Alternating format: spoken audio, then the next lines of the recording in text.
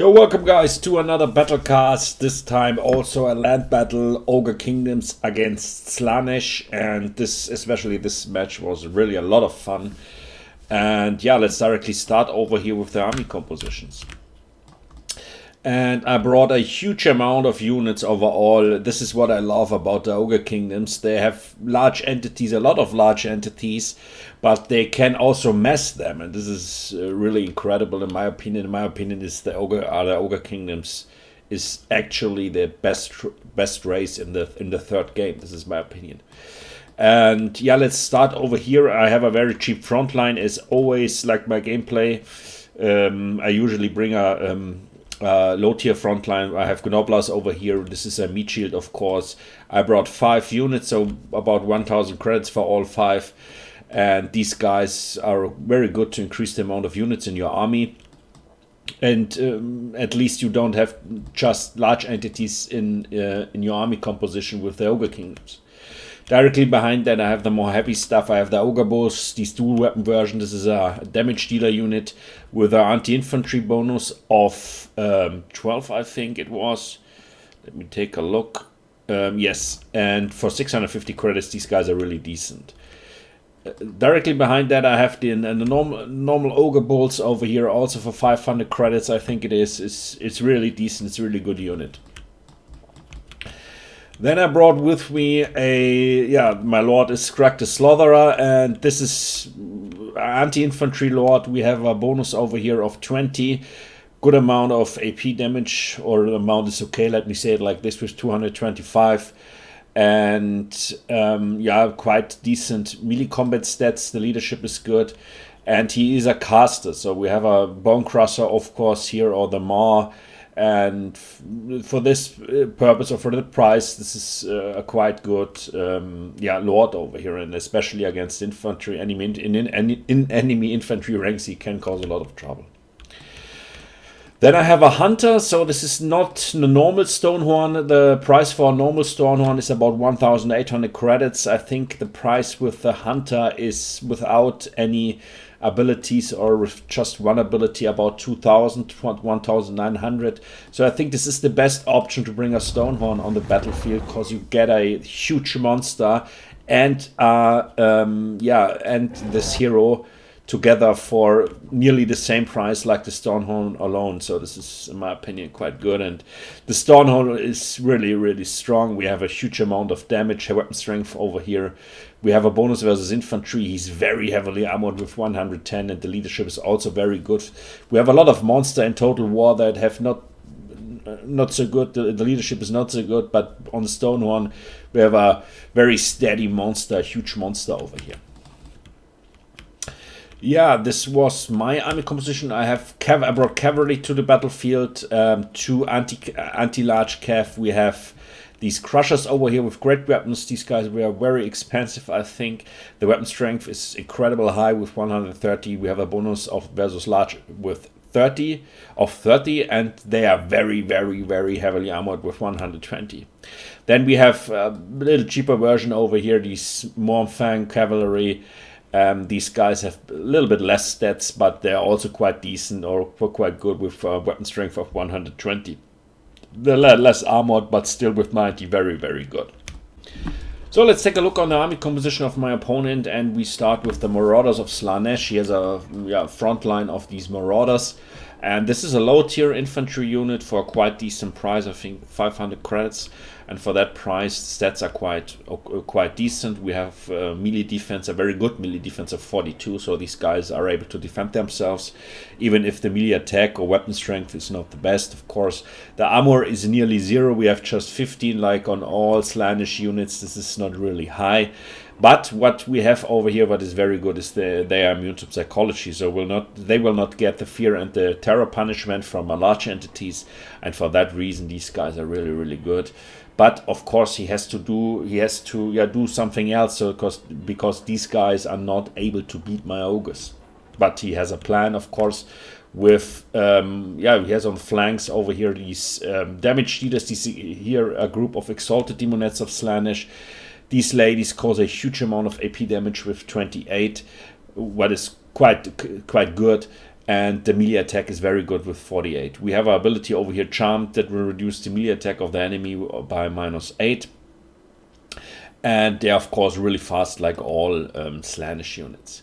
And also, of course, nearly no damage, nearly no armor, but a high damage output and stuff like that. And yeah, we will see how this goes over here. So let's start. And yeah, we have as I said, I have a huge front line and very wide deployed.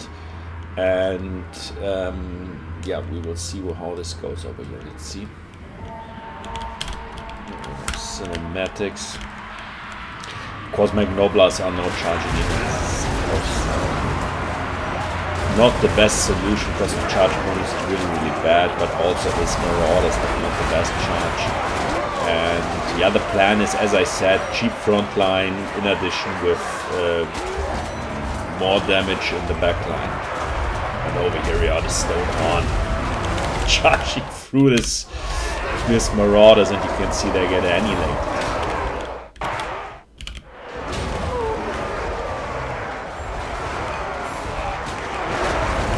You know, also the Ogres joining the fight. Of course, I have a little advantage here with this hill. So I'm fighting downhill. This is always quite good. Where I have the advantage with the Boni. And now you can see Scrag the Slaughterer also joining the frontline fight. He's an anti-infantry monster. It's a good amount of mass. The Abyss of Shades going down directly in my Ogres, and you can see this is causing quite a good amount of damage, at least to my Gnoblars. The Ogre Bolts and the dual weapons and the normal Ogre Bolts, they're quite okay. On the left flank I had some trouble, so that was not that easy to go through. Over here you can see the Demonettes causing quite a good amount of damage to my Ogre Bolts, and also in addition of course with his cultists. So on the left flank it's quite open fight. But meanwhile, in the middle, I was really able to rout off these Marauders very fast, so they have no chance against all this massive amount of very strong units over here.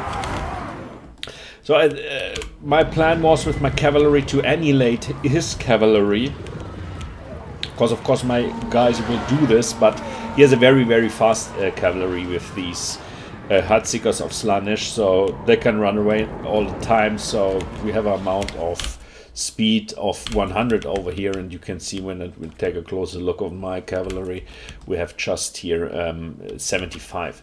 So they're not that fast, but also I decided to attack his lord instead of his cavalry, but he was really open on the field, and you can see he took a lot of damage from these crushers over here.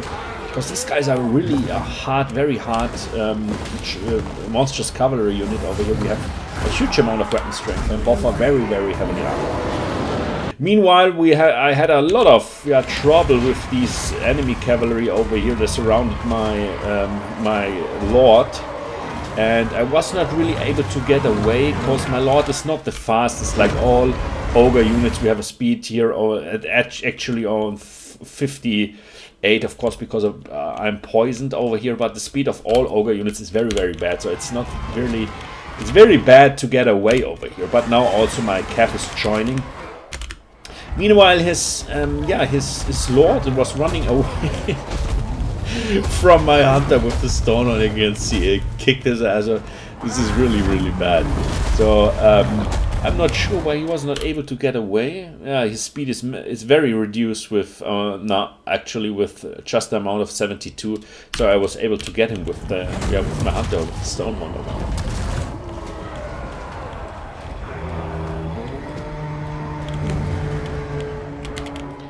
Meanwhile, here in the middle, the fight is also running okay, but his Heartseekers do cause a good amount of damage over here to my cavalry, even though I should be able to annihilate these guys over time.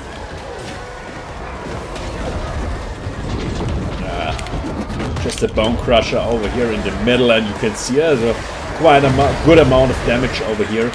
And his lord starting to crumble and should be going down in a few seconds. Another pendulum over here, and yeah, this was it.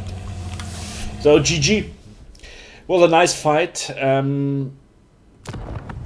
as I said, the Marauders get really annihilated. They're out of, or they wasn't able to hold the line. They get overwhelmed really fast from all my ogres, and for this reason, I'm not sure if this was okay to bring so much of these guys. The Exalted Demonettes were doing a good job, I would say, and yeah, probably his Lord was the best. But the army composition not worked really well against all these monstrous entities. So as I said, this is what I love. You can bring with the Ogre King. There's a lot of large entities on the battlefields. You can mass monsters, and this is quite a unique characteristic, I would say. Also, just one other faction is able to do that, and these are the Lizard Men. So besides from that, it was a lot of fun. I hope you enjoyed this battlecast, and yeah, let's see you next time. Thank you.